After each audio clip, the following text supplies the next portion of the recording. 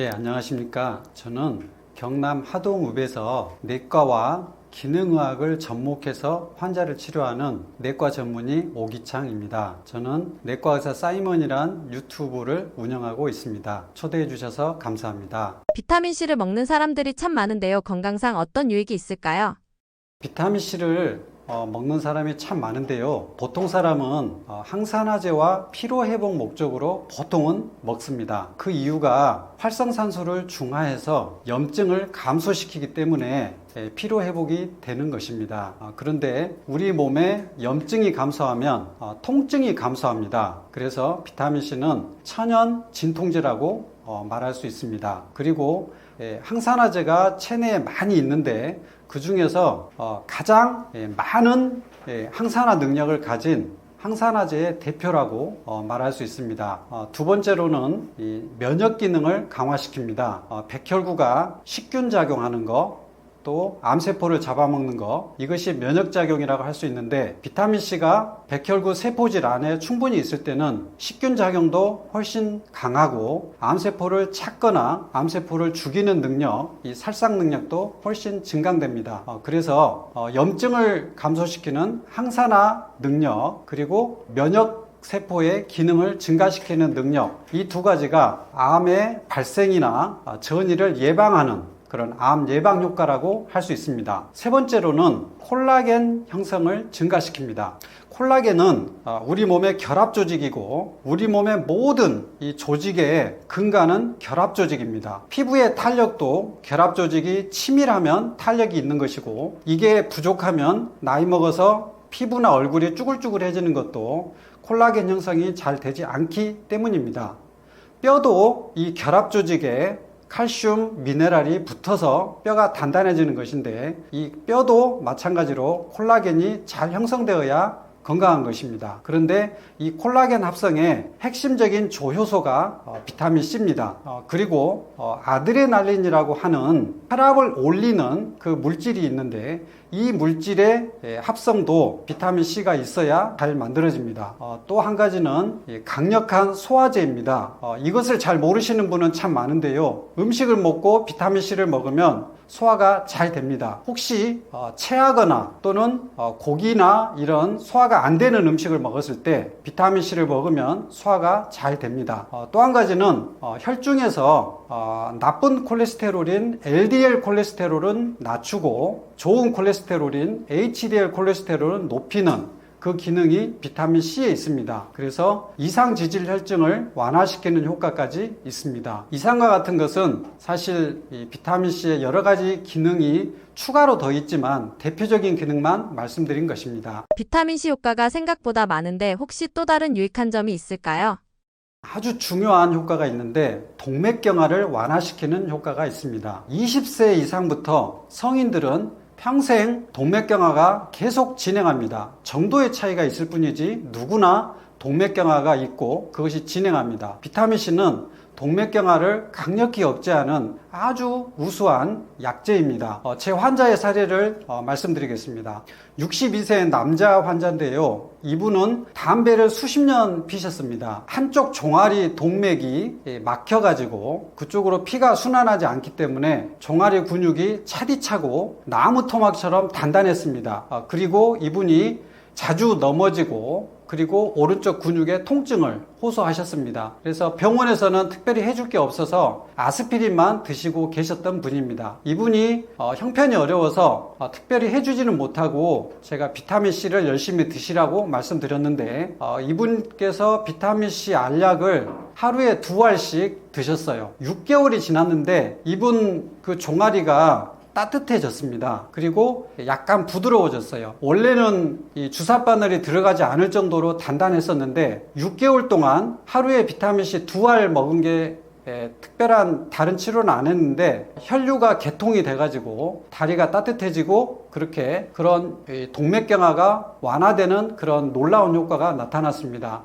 이런 동맥경화는 40세 이후부터는 누구에게나 있기 때문에 비타민C는 모든 사람이 드시면 아주 유익한 보충제라고 할 수 있겠습니다. 비타민C를 꼭 먹어야 하는 경우가 있다면 어떤 사람들인가요? 비타민 C를 모든 사람이 다 먹어야 된다고 저는 생각하는데, 그 중에서도 반드시 드셔야 될 분들이 과로하신 분, 스트레스가 많으신 분입니다. 왜냐하면 과로나 스트레스는 스트레스 호르몬이 많이 분비되는데, 이 호르몬이 부신 호르몬이고, 또 아까 말씀드렸던 아드레날린이라는 혈압을 올리는 신경 전달 물질입니다. 이것을 만들 때 비타민C가 조효소로 반드시 필요합니다. 제가 뉴스에 보면 아주 건강한 젊은 청년이 PC방에서 2박 3일 동안 쉬지 않고 게임을 하다가 돌연사하는 그런 뉴스, 또 직장인이나 공무원이 과로 스트레스에 너무나 이렇게 혹사를 당하다가 갑자기 돌연사한 뉴스가 심심치 않게 들으셨을 것입니다. 그 이유가 우리 몸에서 부신 호르몬, 그리고 아드레날린 그 신경 전달 물질, 이것이 혈압을 유지하는 물질입니다. 근데 이것을 만들 때 비타민C가 반드시 필요하거든요. 그런데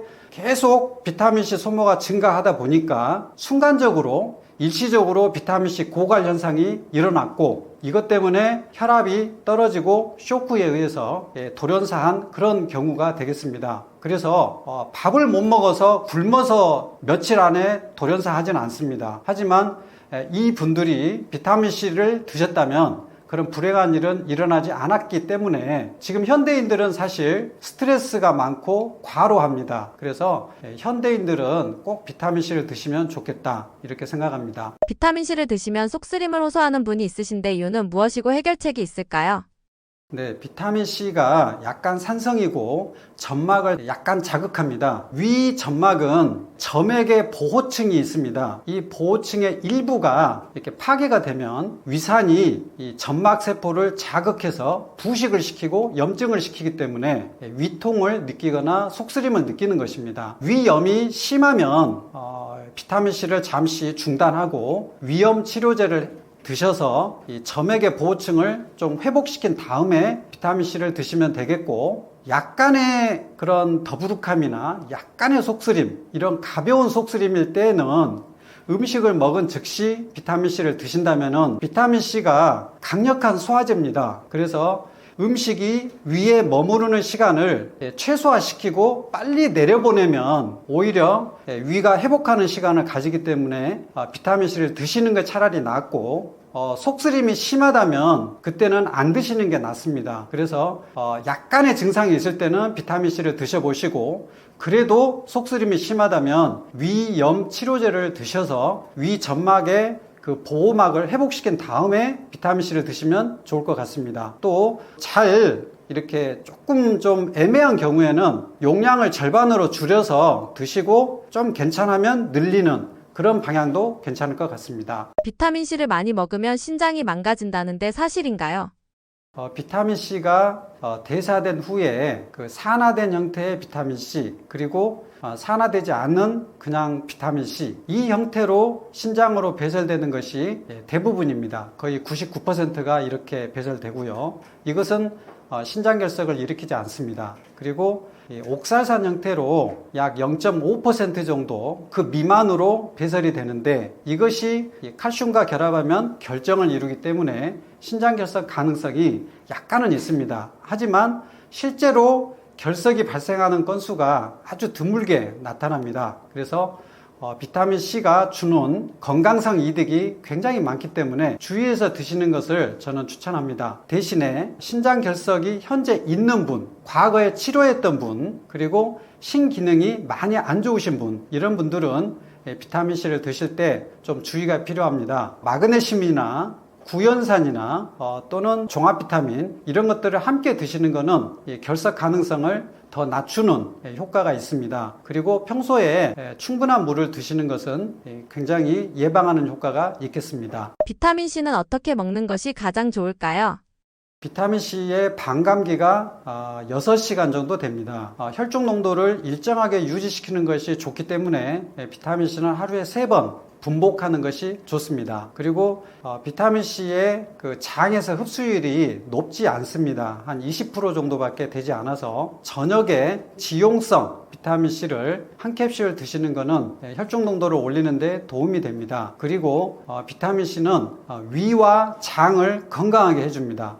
위염을 예방하고 또 위암을 억제하고 또 강력한 소화제입니다. 또 대장 건강도 건강하게 해줍니다. 그래서 식후에 먹는 것이 이런 위장 건강을 위해서 유익하기 때문에 또 공복에 먹었을 때 약간 속쓰림을 느끼시는 분이 있기 때문에 식후에 한 번씩 하루에 3번 드시고, 그리고 지용성 비타민C는 체내 농도를 좀 더 높이기 위해서 하루에 한 번 밤에 드시는 것을 추천하겠습니다. 비타민C 운동 전에 섭취와 운동 후에 섭취 언제가 더 좋을까요?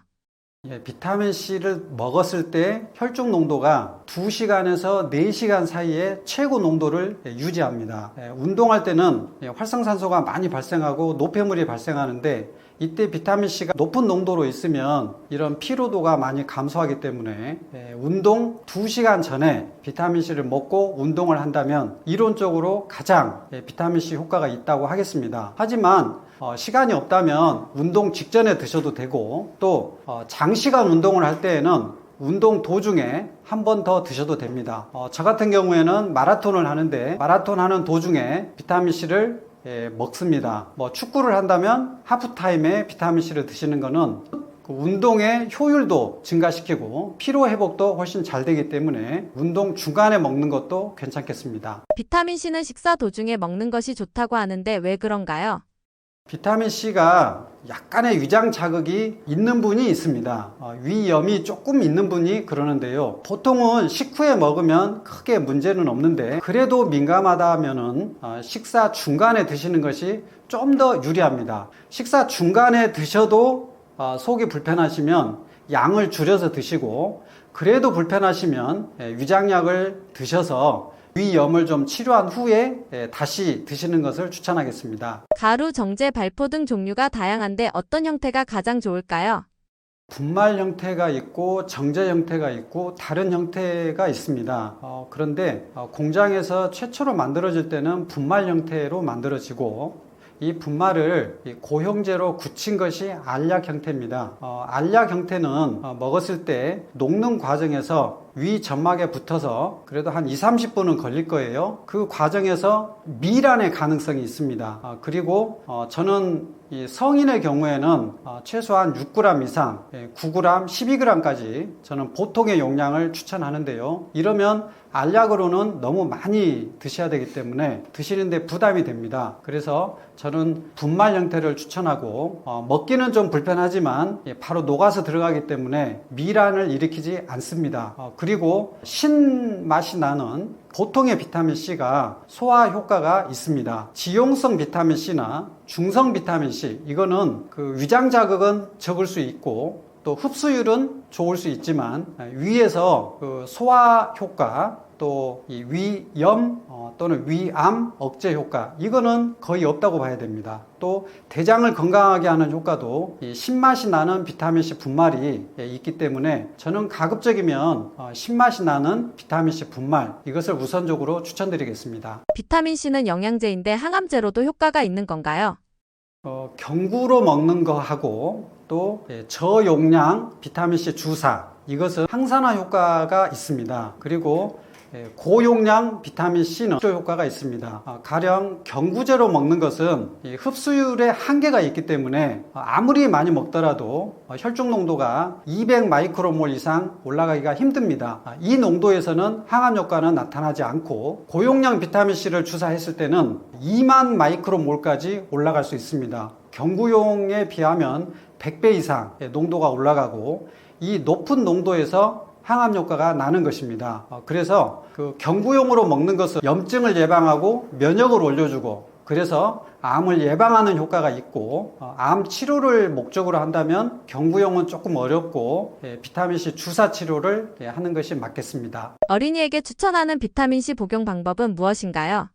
어린이는 항산화 능력이 뛰어나고 또 만성염증이 어른처럼 심하지는 않습니다. 그래서 저는 어린이 같은 경우는 초등학생부터 비타민C를 조금씩 드시는 것은 좋다고 생각합니다. 그렇지만 특별한 경우에는 어린 나이에도 비타민C를 먹는 것이 좋습니다. 가령 아토피 피부염이나 알러지 비염이나 또는 천식이나 이런 만성 알레르기 질환이 있을 때는 비타민C가 항염증 효과가 강하기 때문에 이런 경우에는 어린 나이에도 드시는 것이 좋겠습니다. 비타민C는 언제 발견이 되었고 언제부터 치료에 이용되었나요? 1928년 센트 지오르지 박사가 오렌지에서 비타민C를 처음으로 분리해냈습니다. 그리고 치료에 이용한 것은 1950년대에 소아마비 환자에게 비타민C 주사제를 처음으로 치료에 이용을 했는데요. 비타민C 치료약이 없던 그 시절에 효과가 굉장히 좋았고 또 소아마비의 장기 후유증도 많이 적어진 그런 놀라운 효과가 있었습니다. 그리고 항암 목적으로 비타민C 주사를 치료한 것은 1970년대부터입니다. 지금부터 약 50년 전부터 비타민C 주사를 치료했고, 그리고 우리나라에서는 약 30년 전부터 비타민C 주사를 항암 치료에 사용했습니다. 우리나라에서도 무려 30년 정도나 되었는데, 기능의학을 하는 의사는 비타민C 주사를 참 많이 사용하긴 하지만 기능의학 의사가 사실 많지 않고 일반 대부분의 의사는 항암 목적으로 비타민C 주사를 잘 사용하지 않고 있습니다. 이거는 참 안타까운 점이라고 생각합니다. 누구나 당뇨기가 조금씩 있다고 하는데 당뇨랑 당뇨병은 다른 의미인가요? 네, 포도당의 성질이 끈적이는 성질 때문에 혈관의 병을 만든다고 말씀드렸습니다. 포도당이 어디에나 달라붙는데 그 중에서 적혈구에 달라붙는 그 정도, 이것을 우리가 기준으로 당뇨병을 정의합니다. 그래서 적혈구에 달라붙는 포도당이 6.5%를 넘으면 당뇨병이다. 그리고 5.7에서 6.4% 사이는 당뇨 전 단계다, 이렇게 말합니다. 우리나라 30대 이상 성인의 60%가 최소한 당뇨 전 단계 이상입니다. 우리나라 전체 국민 5천만 명 중에 2천만 명이 여기에 해당됩니다. 엄청나게 많은데요. 포도당이 이렇게 달라붙는 것 때문에 혈관에 동맥경화가 생기는데, 처음에는 모든 그 혈관에, 큰 혈관이나 적은 혈관이나 모든 혈관의 내피세포 안에는 털이 나 있습니다. 아주 빽빽하게 나 있습니다. 이것이 글리코캘릭스라는 성분인데요. 이게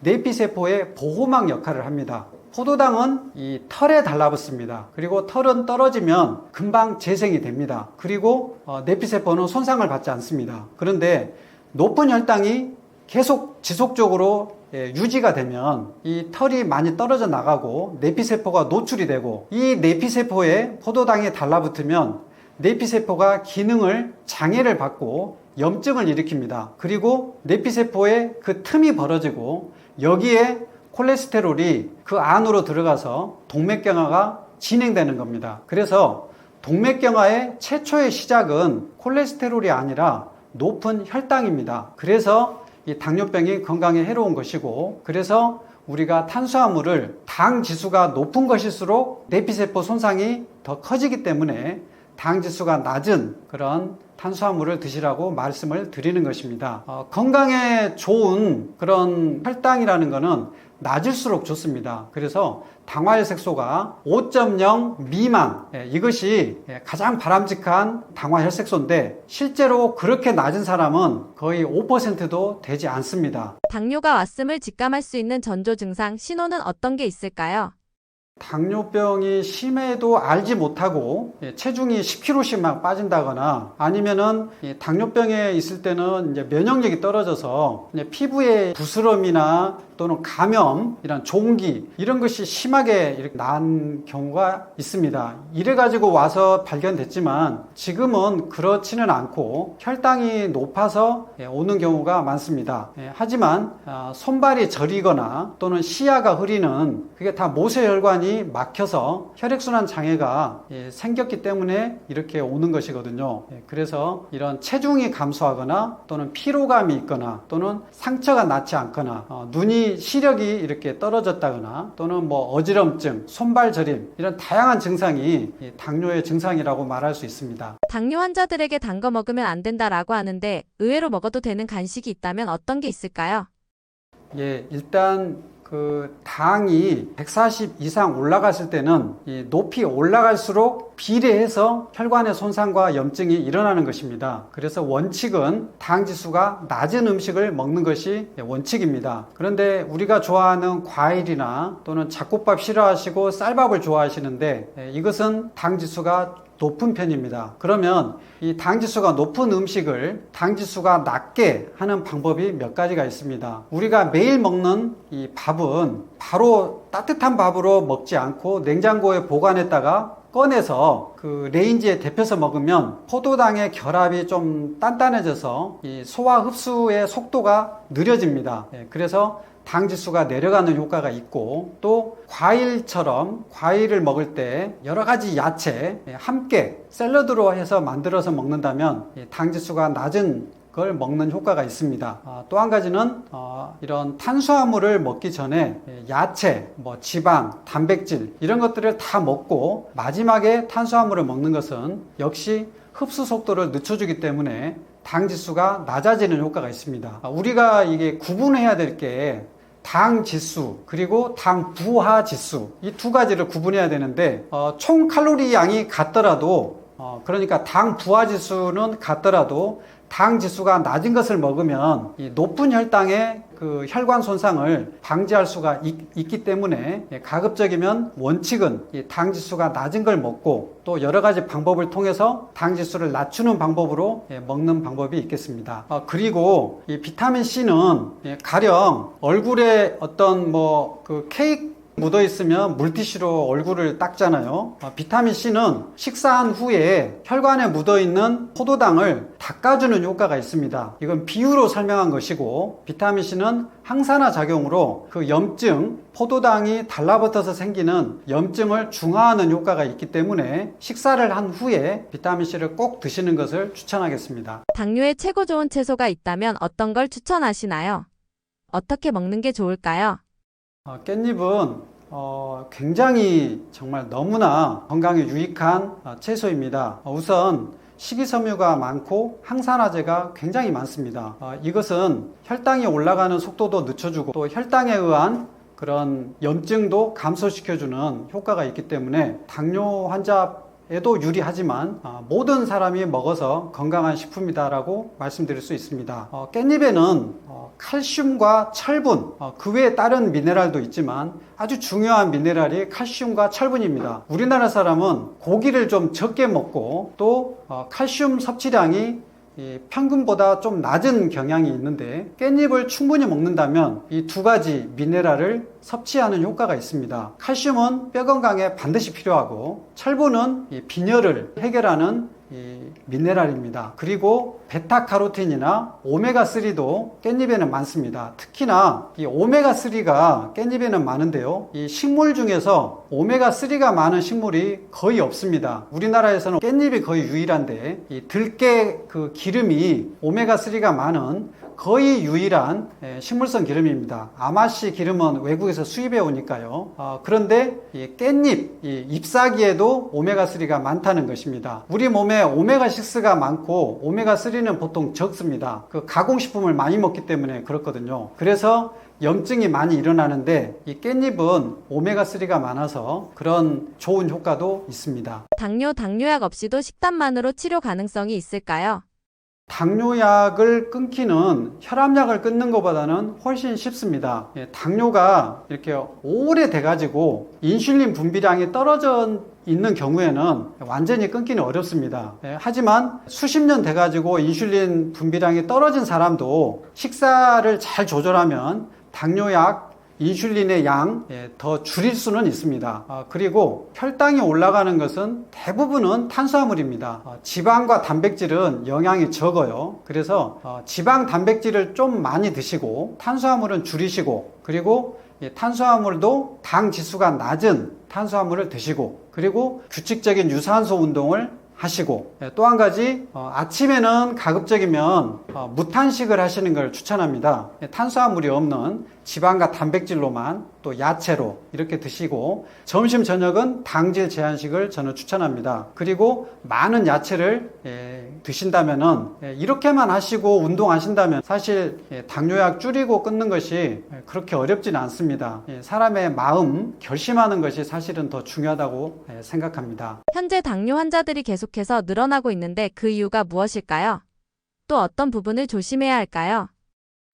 당연히 탄수화물 중에서 당 지수가 높은 정제 탄수화물을 많이 드시기 때문입니다. 두 번째는 가공 기름입니다. 식용유라고 보통 부르는 이 가공 기름은 염증을 일으키는데 가장 좋은 조건의 기름입니다. 그래서 이 가공 기름과 정제 탄수화물 이 두 가지를 합쳐 놓은 것이 가공식품입니다. 이런 가공식품을 현대인들이 많이 먹습니다. 이런 이유 때문에 당뇨 환자들이 계속 늘어나고 있습니다. 그래서 정제 탄수화물과 가공기름 이 두 가지를 줄이고 그리고 이 복합 탄수화물을 드시고 그리고 기름을 먹지 말라는 뜻은 아닙니다. 기름은 실제로 부족하게 드시고 있어서 지금보다는 더 드셔야 하는데 가공기름 대신에 올리브유 또는 아보카도유, 코코넛유 이런 건강한 기름을 드시는 것을 추천합니다. 당뇨 환자들에게 조언해주고 싶은 말씀 있으신가요?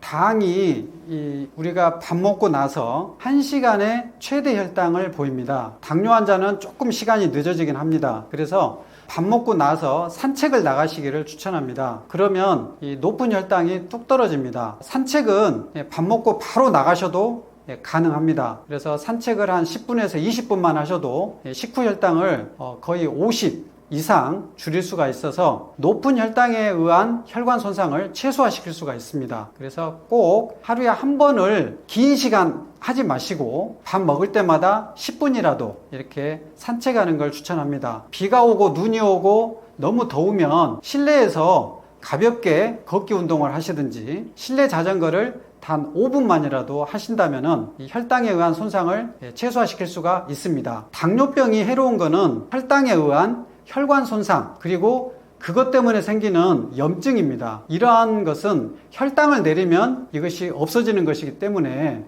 식후 가벼운 운동 꼭 추천드리고 싶습니다.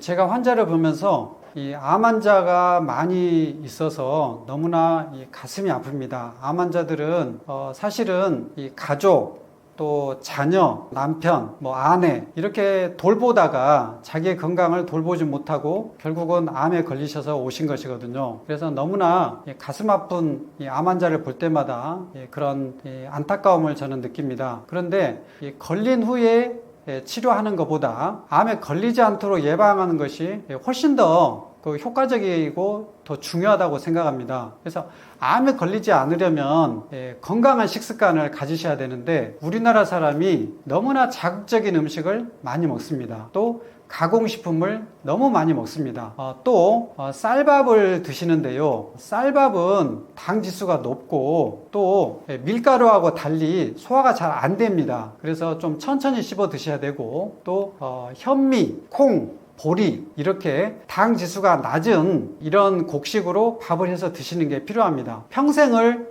이렇게 끼니 때마다 먹는 이 밥이 당 지수를 낮추는 것이 모든 성인병을 예방하는 방법이거든요. 그래서 가정에서부터 잡곡밥을 먹는 그런 습관이 돼야 되고 또 전국의 이 식당에서 잡곡밥 이거를 이렇게 제공하는 그런 식사 문화가 돼야 된다고 생각합니다. 또 한 가지는 붉은 고기 이것이 암 발생을 유발하기 때문에 또 콜레스테롤을 올려서 심혈관 질환을 증가시키기 때문에 이 붉은 고기를 좀 기피하고 야채 위주 또 탄수화물 위주 또 식용유 이런 것들을 먹는 경향이 있습니다. 물론 이 가공육, 베이컨, 햄, 소세지 같은 이것은 발암물질이라서 드시면 안 됩니다. 하지만 정육점에서 산 이 고기를 태우거나 튀기거나 하지 않고 삶거나 또는 찜을 하거나 국을 끓이거나 볶는 정도까지는 괜찮습니다. 이런 고기의 양이 너무 부족하게 먹는다. 저는 이렇게 생각합니다. 학회에서도 전 세계 이런 의료계에서도 성인 체중 1kg당 1g 정도의 아미노산을 드시라고 권장하고 있습니다. 이렇게 먹지 않았을 때는 근육이 빠질 수 있다는 겁니다. 그래서 60kg 성인이 60g의 아미노산을 먹기 위해서는, 그 단백질을 먹기 위해서는 고기를 하루에 최소한 200에서 300g을 먹어야 됩니다. 거의 2인분 정도를 먹어야 됩니다. 근데 실제로 이렇게 먹는 사람이 적습니다. 고기를 이렇게 무서워하지 마시고 고기를 충분히 드시고, 대신에 야채도 충분히 드시고, 그렇게 건강한 방식으로 드시면 이런 성인병 많이 발생하지 않고, 또 암도 많이 발생하지 않고, 또 우리나라 사람이 스트레스 과로가 많잖아요. 그래서 운동, 유산소 운동 꼭 좀 하시면 좋겠어요. 운동을 안 하는 분들이 암에 많이 걸리는데요. 시간이 없으면 줄넘기 갖고 다니셔서 줄넘기 5분이라도 하시고, 또 간단하게 식후에 이렇게 산보하시고, 이런 운동 꼭 좀 하시면 좋겠습니다. 초대해 주셔서 진심으로 감사드립니다. 내가 내장 지방이 많은지 확인할 수 있는 방법에는 어떤 것들이 있을까요? 복부 지방이 이제 피하 지방이 있고, 그리고 복강 안에 소장 대장에 붙어 있는 내장 지방이 있는데요. 내장 지방이 좀 더 나쁘다는 말은 있지만, 아무튼 피하 지방, 내장 지방 모두 건강에 해로울 수 있습니다. 가장 복부 지방을 정확하게 측정하는 방법은 CT와 MRI가 있습니다. 하지만 질병 치료용으로 쓰이고, 이런 지방을 측정하기 위해서 비싼 이런 CT, MRI를 검사하는 경우는 거의 없고요. 보통은 체성분 분석기가 그래도 상당히 정확하게 지방의 정도를 측정할 수 있습니다. 그리고 근육의 정도까지 측정할 수 있습니다. 그리고 그냥 스스로 측정할 수 있는 그러한 방법은 줄자로 복부 둘레를 재서 남성은 90cm, 여성은 85cm가 넘으면 이것은 피하 지방이나 복부 지방이 많이 있겠다 하고 추정할 수 있고, 그리고 피 검사를 해서 HDL 콜레스테롤은 좋은 거거든요. 이게 낮게 나오고, 그리고 중성 지방이 높게 나오고, 또 인슐린 저항성이 있다고 나오면 그 복부 지방이 많이 있겠다 라고 추정할 수 있겠습니다. 탄수화물이라고 다 나쁜 게 아니다라고 하는데 어떻게 생각하시나요? 탄수화물은 필수 영양소죠. 칼로리를 내는. 그래서 반드시 먹어야 됩니다. 그런데 지금 현재 평균적으로 탄수화물, 지방, 단백질을 먹는 비율이 5대 3대 2 정도로 탄수화물을 좀 많이 먹는 편인데, 저는 이것을 3대 4대 3으로 바꾸는 것이 바람직하다고 생각합니다. 다시 말하면 탄수화물의 양은 좀 줄이고 지방과 단백질 양은 조금 늘리는 것이 바람직한 그런 비율이다라고 생각합니다. 탄수화물도 복합 탄수화물이 있죠. 당 지수가 낮은 이 탄수화물을 드시는 것을 추천합니다. 중요한 것이 뭐냐면 포도당의 성질 때문에 그렇습니다. 탄수화물은 분해가 되면 포도당이 되고, 이 포도당의 성질이 끈적끈적해서 어디에나 달라붙습니다. 단백질이나 지방이 분해된 이 아미노산, 지방산, 이것은 끈적거리는 성질이 없습니다. 오직 포도당만 끈적거리는 성질이 있어요. 그래서 이 포도당이 혈액 안으로 들어오면 혈관벽에 달라붙고, 혈액 안에 있는 세포나 단백질, 호르몬, 모든 이러한 화합물에 달라붙기 때문에 그 세포가 기능을 못하고 그 혈관벽이 염증이 일어나서 동맥경화가 일어나는 것입니다. 그래서 포도당을 제한하는 이유가 그것인데요. 제가 예를 들어 보겠습니다. 각설탕 하나가 3g 정도 됩니다. 우리 몸의 혈액이 3.5L 정도 되는데 공복혈당이 보통 90 정도 되거든요. 공복혈당 90에서 3.5L 혈액 안에 각설탕 하나의 포도당이 녹아 있습니다. 3.5L 혈액 안에 3g의 포도당이 녹아 있는 것입니다. 그러면 혈당이 90이 나옵니다. 우리가 밥 한 공기를 먹으면 혈당이 약 160, 170 이 정도 올라갑니다. 이때 혈액 안에 있는 이 포도당의 양은 각설탕 2개가 안 됩니다. 원래 밥 한 공기는 각설탕으로 하면 20개 정도가 됩니다. 20개. 그러니까 20개가 혈액 안으로 들어와서 혈액 안에 1개만 증가한 겁니다. 나머지 19개는 어디로 갔을까요? 이 포도당이 이 혈액 안에 있으면 혈관을 막게 하고 치명적인 손상을 주기 때문에 인슐린이 즉각 나와가지고 간과 근육세포 내로 포도당을 즉시 집어넣는 겁니다. 그리고 다음 식사 때까지 천천히 혈액 안으로 끄집어내서 이 포도당을 사용하는 겁니다. 만약에 인슐린이 없다면 20개 각설탕이 혈액 안에 있다면 혈당이 1800까지 올라갈 겁니다. 그러면 혈관이 막혀서 아마 순식간에 돌연사 가능성이 있을 정도입니다. 그래서 포도당의 이 끈적이는 성질 때문에 당뇨가 문제가 되는 것입니다. 혈당이 140 이상 올라갔을 때 높이 올라갈수록 혈당에 대한 손상이 커집니다. 140 미만의 혈당은 우리 몸에서 어느 정도 피해를 최소화할 수 있습니다. 그래서 당 지수가 낮은 걸 드시면 혈당에 의한 손상이 최소화되고, 당 지수가 높은 걸 드시면 그 손상이 커지는 것입니다. 그래서 탄수화물도 당 지수가 낮은 걸 먹는 이유가 바로 그것이 되겠습니다. 주변에서 다이어트 기능식품을 많이 섭취하시는데 내장 지방을 빼는데 도움이 되나요?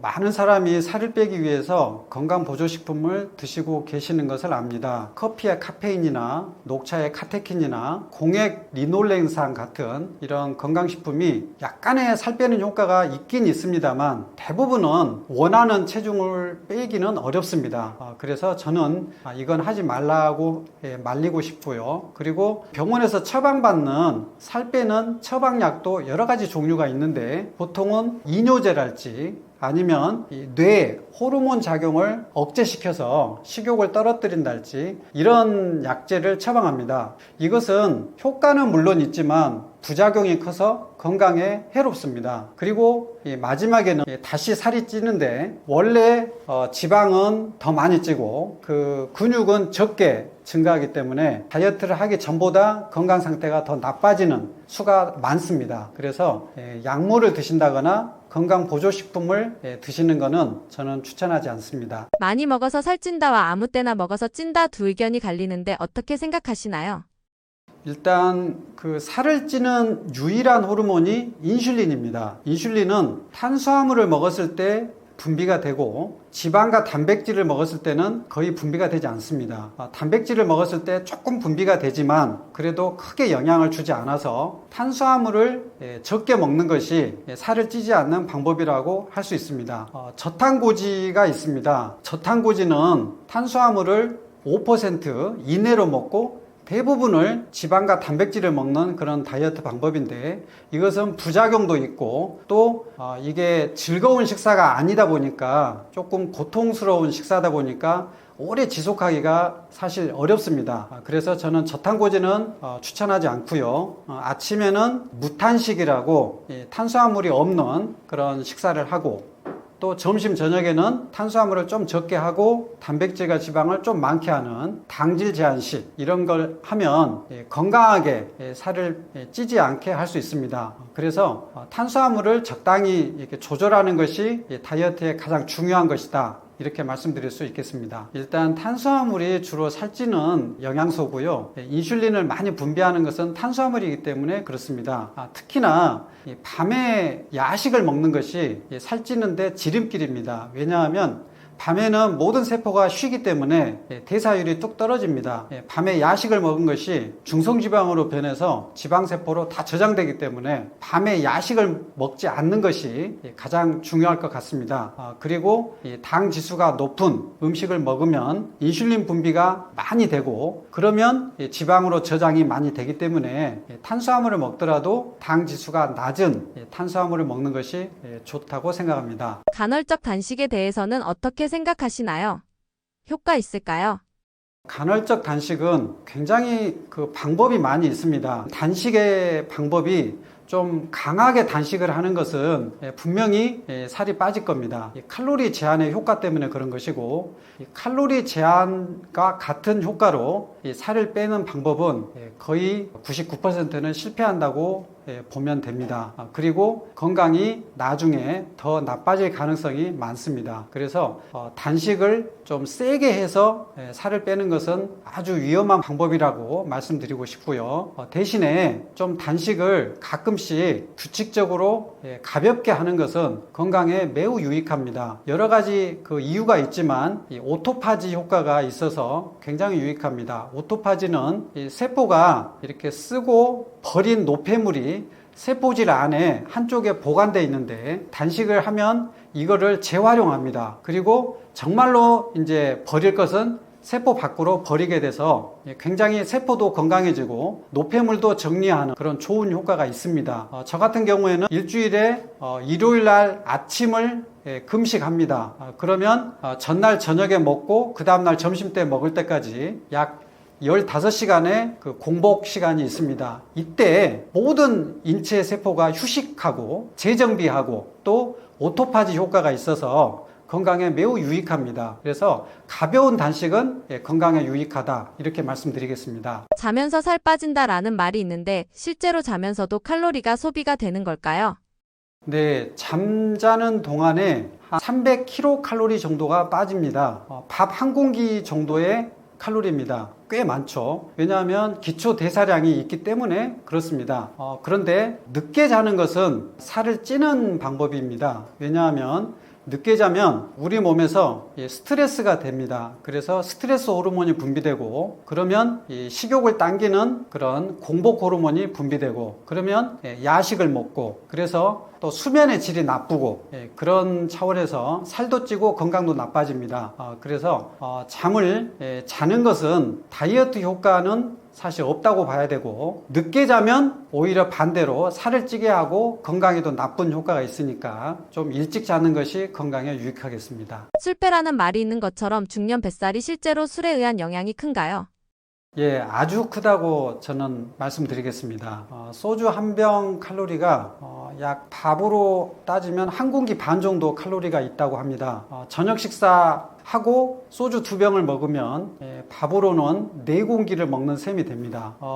밥만 먹는다면 이렇게 먹을 수는 없겠죠. 그래서 술은 또 이 저녁에 먹은 것이 대사율이 떨어지기 때문에 대부분이 뱃살로 또 지방간으로 저장하면 됩니다. 알코올의 특징이 이 지방 합성을 촉진합니다. 그래서 더욱더 뱃살이 늘어나는 원인이 되고 또 알코올이 분해되는 과정에서 아세트알데히드라는 물질이 만들어지는데 이것은 1군 발암물질입니다. 술을 계속 드시면 구강암, 위암, 대장암, 간암, 전립선암, 유방암 아주 많은 암의 발병률이 확실하게 증가합니다. 그래서 살을 찔 뿐만 아니라 발암물질까지 되기 때문에 알코올은 조금 절제하는 것이 필요하다 이렇게 말씀드리겠습니다. 과거에는 술 한 잔 정도는 오히려 건강에 좋다, 혈액순환에 더 좋다. 그래서 포도주 한 잔, 맥주 한 잔 이렇게 드셨는데 지금은 많이 바뀌었습니다. 술 한 잔도 건강에 해로운 것으로 이렇게 학술적으로 밝혀져서 술은 가급적이면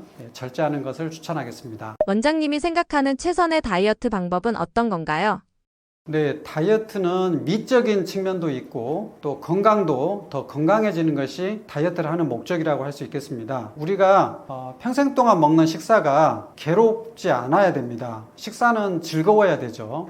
그래서 식사가 우리가 즐겁게 하면서도 살이 조금씩 천천히 빠지고 또 몸은 건강해지고 이것이 좋은 다이어트 방법이라고 저는 생각하고 이를 위해서 저는 아침에는 그냥 무탄식, 탄수화물이 없는 식사를 합니다. 그러면 혈당이 거의 오르지가 않고 점심때까지 유지가 됩니다. 그리고 점심 저녁은 탄수화물을 좀 줄이고 지방 단백질을 늘리는 당질 제한식 이렇게 추천합니다. 이러면 인슐린 분비량도 적게 되고 또 살이 거의 찌지 않는 효과가 있고 그리고 유산소 운동까지 잘하고 그리고 잠도 잘 잔다면 건강하면서 살도 조금씩 빠지는 그런 효과로 가장 좋은 다이어트 방법이다 이렇게 생각합니다. 암이 생기면 나타나는 대표적인 증상에는 무엇이 있나요? 공통적인 증상은 체중 감소 그리고 피로감 이게 공통적인 증상이 되겠습니다. 그리고 가장 많은 증상은 무증상입니다. 증상이 없는 거죠. 그리고 많이 진행된 상황에서 증상이 발생하기 때문에 암은 국가검진을 꼭 받으시는 것을 추천합니다. 비용 대비 굉장히 암을 발견하는 효율성이 높은 국가검진을 꼭 추천하고요. 어떤 그 암이 발생하는 위치에 따라서 어떤 물리적인 증상이 나타나는 경우가 있는데요. 가령 설사를 이유 없이 지속적으로 설사를 한달지 아니면 원인 모를 변비가 좀 계속 된달지 한 달, 2달 이렇게 어떤 증상이 이렇게 지속적으로 지속되는 경우에는 꼭 검사를 받아보시는 것을 추천합니다. 대장암이 있으면 설사나 변비가 이렇게 한 달, 두 달 지속될 수 있고, 가령 두통이나 심한 어지럼증 이런 게 한 달, 두 달 지속되면 이 뇌에 대해서 검사를 받아보는 게 필요합니다. 그래서 어떤 증상이든 원인 모른, 이유가 없는 그런 증상이 이렇게 반복적으로 지속되는 경우에는 꼭 검사를 받으시는 것을 추천하겠습니다. 나도 모르게 암을 키우는 최악의 식습관 무엇이 있을까요? 가장 나쁜 식습관은 밤에 먹는 야식이다, 이렇게 말씀드리고 싶습니다. 왜냐하면 밤에 야식을 먹으면 모든 세포가 일을 해야 됩니다. 그러면 밤에는 세포가 휴식하고 재정비하고 다음날을 준비해야 되는데 쉬지 못하고 다음날을 또 해야 되기 때문에 피로감이 쌓이고 염증이 쌓입니다. 이런 조건에서는 암이 잘 생길 수 있습니다. 그리고 술, 담배는 좀 끊는 게 당연히 중요하겠고요. 정말로 이 암을 이렇게 잘생기는 음식이 제가 늘 강조하는 이 정제 탄수화물과 가공 기름입니다. 이 두 가지를 합쳐진 것이 가공식품입니다. 이것을 제한해야 되겠고요. 그리고 운동을 안 하는 것은 이 암을 키우는 그런 습관입니다. 운동이 좀 이따 설명을 하겠는데, 운동이 암을 예방하는 최고의 예방약입니다. 그래서 운동을 꼭 하시고 또 잠을 잘 자는 것이 암을 예방하는 방법입니다. 항암 치료를 하시는 분들이 계실 텐데 항암 치료에 좋은 식사법에는 어떤 것들이 있을까요?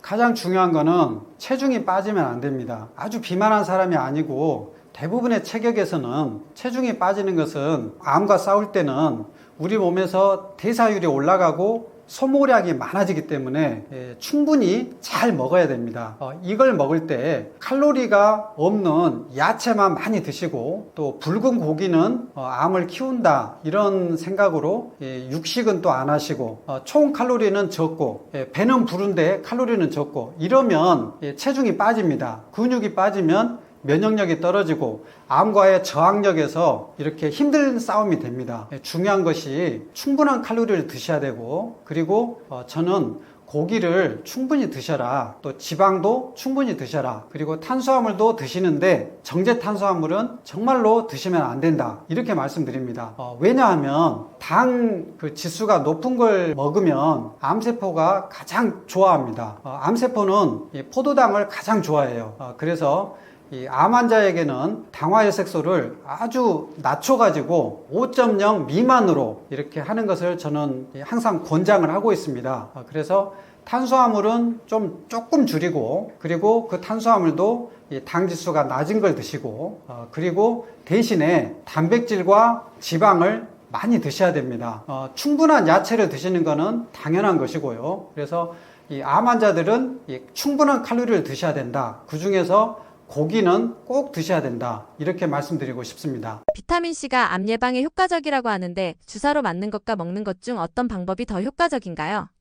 비타민C가 경구로 먹는 거, 그리고 저용량 비타민C, 이거는 항산화 효과, 면역 증강 효과, 이것으로 암 발생을 예방하는 효과가 있습니다. 비타민C는 가장 많은 그 항산화 능력을 가지고 있어서 인체 내에 그 염증을 감소시킵니다. 암세포가 발생하고 자라는 데는 염증 조건에서 자랍니다. 그래서 염증을 없애는 것이 암세포를 예방하는 방법이 되겠습니다. 또 한 가지는 비타민C가 이 백혈구, 이 면역세포의 기능을 강화시킵니다. 식균 작용도 물론 강화되지만, 예를 들어서 자연살해 세포, 그리고 그 T세포, 이 세포들의 그 암세포를, 그리고 암세포를 죽이는 그런 능력을 강화시킵니다. 그래서 비타민C는 염증을 줄여주고 또 면역세포의 기능을 강화해서 암이 생기는 것을 억제하는 효과가 있습니다. 또한 비타민C가 콜라겐 합성의 필수 조효소이기 때문에 이 콜라겐은 아주 치밀한 탄력 조직이라서 이 암이 자라거나 또는 전이를 할 수가 없게 됩니다. 그래서 여러 가지 이유로 비타민C는 암 예방 효과도 있다고 말씀드리겠습니다. 암은 유전이다. 어떻게 생각하시나요? 암이 유전적으로 생기는 질환이 아주 드물지만 있기는 합니다. 예를 들어서 BRCA, 브라카 유전자라고 많이 들어보셨을 건데요. BRCA 유전자가 양성일 때 유방암 발병률이 약 60%나 된다고 해요. 또한 난소암 발생률도 40%나 된다고 합니다. 그리고 가족성 용종증이라고 암을 일으키는 그런 용종 유전되는 질환이 있습니다. 이 경우에는 거의 100%에서 암이 일어난다고 합니다. 하지만 아주 극소수이고 또 이것을 제외하면 대부분의 암은 유전과 거의 상관이 없습니다. 많이 있어도 5%, 10% 이내에서 상관이 있고 거의 90% 이상은 생활 습관이 문제가 되는 것입니다. 생활 습관은 세 가지를 크게 말할 수 있습니다. 식사 습관, 그리고 수면, 그리고 운동. 이 세 가지를 건강하게 한다면 거의 95%의 암을 예방할 수 있다는 그런 의미가 되겠습니다. 개개인의 면역력 차이도 암에 영향을 주나요? 가령 면역이 너무 약하면 세균에 의한 감염 질환도 증가하지만 암 발생도 확실히 증가합니다. 예를 들자면 장기 이식한 분들은 자기의 백혈구가 이식한 장기를 공격하지 않기 위해서 이 면역 억제제를 평생 먹어야 됩니다. 그러면 면역이 인위적으로 눌러지기 때문에 이 암 발생률이 훨씬 올라갑니다. 2배 이상 올라가는 암이 많습니다. 또 에이즈 환자, HIV 감염 환자는 특정한 T세포 기능이 감소합니다. 도움 T세포라고 하는데요. 이 T세포 기능이 감소하면 이 암 발생이 올라갑니다. 가령 카포시 6종이라는 암이 거의 100배 이상 증가한다고 해요. 또 림프암 같은 경우도 10배 이상 증가한다고 합니다. 그래서 이 면역이 약하면 암이 증가하는 것은 확실히 맞습니다. 그런데 면역이 너무 올라가는 것은 반대로 자가면역 질환이 일어날 수 있습니다. 가령 알레르기 질환, 천식, 아토피, 알러지성 비염, 결막염 이런 알러지 질환 또는 일형 당뇨랄지 다발성 경화증이랄지 이런 자가면역 질환이 생길 수 있는 것입니다. 그래서 면역은 너무 과민해도 안 좋고 또 너무 낮아도 안 좋고 적당히 건강한 면역이 필요합니다. 그래서 이 건강한 면역을 위해서 제가 추천하는 세 가지 영양소가 뭐냐면 비타민 C, 비타민 D, 그리고 운동입니다. 그래서 비타민 C, D는 가령 비타민 D 같은 경우에는 높은 면역은 살짝 내려주고 약한 면역은 올려줘서 건강한 면역을 유지시켜 줍니다. 예를 들어서 과거에 코로나 합병증으로 건강한 청년들이 ARDS 폐 부전에 빠져서 사망한 경우가 있었습니다. 이것은 너무나 면역이 강해가지고 과민한 면역 때문에 생기는 이런 불상사거든요. 그런데 비타민 D와 C를 이렇게 충분히 투여하면 그런 과민한 면역을 눌러주고 건강한 면역을 유지시켜주는 효과가 있습니다. 그래서 비타민 C, D 평소에 드시고 또 운동 평소에 하시는 거는 암을 예방할 뿐만 아니라 건강한 면역을 유지시켜주는 효과가 있다. 이렇게 말씀드리겠습니다. 유산소 운동을 하는 것만으로도 암을 예방할 수 있을까요? 네, 유산소 운동은 심박수를 빨리 하는 운동이죠. 마치 비가 많이 와서 계곡에 물이 세차게 흐르는 동안에 이런 계곡에 있던 많은 이 쓰레기 같은 게 다 밑으로 쓸려가는 것처럼 유산소 운동을 하면 혈류가 굉장히 빨라집니다. 그래서 우리 몸 안에 쌓여있던 노폐물을 정말 행주를 짜듯이 한 방울까지 노폐물을 배설하는 효과가 있습니다. 그리고 우리 몸에 이렇게 곳곳에 이렇게 잠복해 있던 백혈구가 혈액 안으로 많이 나옵니다. 운동을 하는 동안. 그래서 혈액 안에서 숨어있던 세균, 바이러스, 암세포 이것들을 제거합니다. 그래서 운동을 하게 되면 암 그리고 세균에 대한 감염 이런 것들을 억제하는 그런 효과가 있습니다. 또한 운동을 하면 코티졸이라고 하는 그 호르몬 너무 많이 분비되면 면역을 억제시키는 호르몬이거든요. 그리고 스트레스 때 발생하는 호르몬이거든요.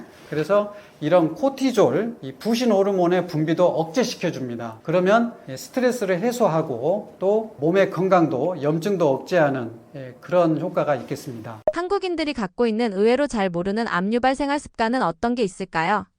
이게 굉장히 중요한 질문인 것 같아요. 한국인들이 전 세계에서 위암하고 대장암 발병률이 1위입니다. 한국인은 선진국이고 잘 먹고 좋은 음식을 먹는데 대장암과 위암이 1위라는 것은 굉장히 의외입니다. 그 원인이 뭐냐면 맵고 자극적인 음식입니다. 첫 번째가 맵고 이 자극적인 음식, 첨가물이 많이 들어간 이 음식은 이 대장에 염증을 일으킵니다. 대장의 점막이 계속적으로 염증을 일어나면 결국은 이 암이 일어날 수 있는 것이고, 또 위에 염증이 계속 일어나면 위암도 일어날 수 있습니다. 두 번째는 빨리 먹는 식습관이 있습니다. 빨리 먹으면 소화되지 않은 쌀알이 들어가서 위산 분비를 많이 해야 그 쌀알을 소화시킬 수가 있습니다. 그러면 이 많은 위산이 위 점막을 손상을 시켜주고, 그래서 결국은 이 위축성 위염, 장상피 화생 이런 상황으로 가게 됩니다. 우리나라 50대 이상 인구의 약 절반 이상이 위축성 위염이 있다고 합니다. 위축성 위염, 장상피 화생은 암의 전 단계에 해당됩니다. 그래서 내시경을 매년 해야 되거든요. 그래서 빨리 먹는 식습관은 아주 나쁜 식습관이다, 이렇게 말씀드릴 수 있고, 또 헬리코박터가 우리나라 성인의 예를 들어서 50대 이상 성인의 한 절반 이상이 또 헬리코박터가 있거든요. 이 헬리코박터는 우리가 음식을 아무리 조심해서 먹더라도 지속적으로 위염을 일으키고 위축성 위염, 장상피 화생, 위암까지 일으키는 1군 발암물질입니다. 바이러스는 이 암을 일으키는 바이러스가 여러 가지가 있는데 암을 일으키는 세균은 헬리코박터 한 가지 뿐입니다. 근데 우리나라 사람이 헬리코박터가 많은데 치료에 조금 등한시하는 그런 게 있습니다. 그래서 의사 선생님도 좀 이 헬리코박터를 적극적으로 치료하는 것이 이 위암 발병률을 내리는 방법이다, 이렇게 생각합니다. 제가 환자를 보면서 이 암 환자가 많이 있어서 너무나 이 가슴이 아픕니다. 암 환자들은 사실은 이 가족, 또 자녀, 남편, 아내 이렇게 돌보다가 자기의 건강을 돌보지 못하고 결국은 암에 걸리셔서 오신 것이거든요. 그래서 너무나 가슴 아픈 이 암 환자를 볼 때마다 그런 안타까움을 저는 느낍니다. 그런데 걸린 후에 치료하는 것보다 암에 걸리지 않도록 예방하는 것이 훨씬 더 효과적이고 더 중요하다고 생각합니다. 그래서 암에 걸리지 않으려면 건강한 식습관을 가지셔야 되는데 우리나라 사람이 너무나 자극적인 음식을 많이 먹습니다. 또 가공식품을 너무 많이 먹습니다.